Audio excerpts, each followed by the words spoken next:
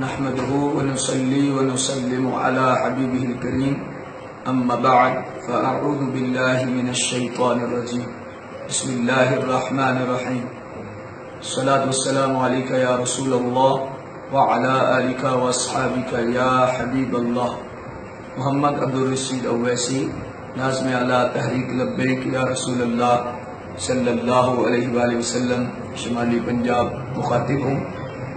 کنز العلماء مفکر ملت اسلامیہ قائد اہل سنت چیئرمین تحریک لبیک یا رسول اللہ حضرت کنز العلماء ڈاکٹر مفتی محمد اشرف جلالی صاحب دامت برکاتہم العالیہ کو گرفتار کرنا یہ حکومت کا کوچات کنڈا ہے، نہایت ہی برا قدم ہے۔ اس کی جتنی مزمت کی جائے اتنی کم ہے۔ اس قدم پر اہل سنت کے حلقوں میں شدید غم و غصہ کی لہر دوڑ چکی ہے۔ امن کا مسئلہ ہے، اس حوالہ سے حکومت کے سامنے ہم پرزور مطالبہ کرتے ہیں کہ فوراً قائد ملت اسلامیہ کو رہا کیا جائے، ایسے ہوچے ہتھکنڈوں سے باز رہے۔ حضور کی عزت کی خاطر ہماری جان بھی حاضر ہے، ہماری آن بھی حاضر ہے۔ حضور جان رحمت صلی اللہ علیہ وآلہ وسلم کی ختم نبوت پر امت مر مٹنے کے لیے تیار ہے۔ یہ ایمان کا مسئلہ ہے۔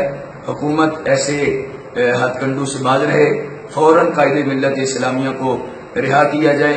اللہ تبارک و تعالی اس وطن عزیز کو امن کی بہاریں عطا فرمائے۔ تاجدار ختم نبوت زندہ باد۔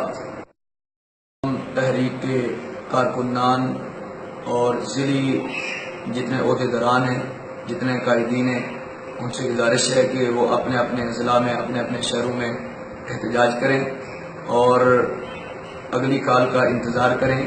جو لاہور اور قرب و جوار میں ہیں وہ پنجاب اسمبلی کے سامنے حاضر ہو جائیں۔ احتجاج اور دھرنا جاری ہے۔ اپنے اپنے علاقوں میں دھرنے کی ترتیب بنائیں اور شہروں میں بھی پرزور مذمت کریں، احتجاج کریں۔ نبی اکرم صلی اللہ علیہ وآلہ وسلم کی عزت پر مر مٹنا یہی ایمان ہے۔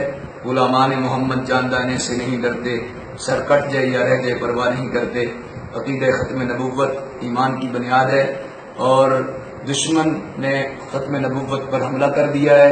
اس حوالہ سے تمام کارکنان، محبین، غلامان رسول اس حوالہ سے احتجاج کریں اور اپنے اپنے شہروں میں باہر نکل آئیں۔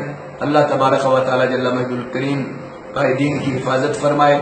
قائد ملت اسلامیہ کنز العلماء مفکر ملت اسلامیہ آپ کا سایہ دیر اہل سنت اور اہل حق کے سروں پہ قائم و دائم فرمائے۔ وآخر دعوانا ان الحمد للہ رب العالمین۔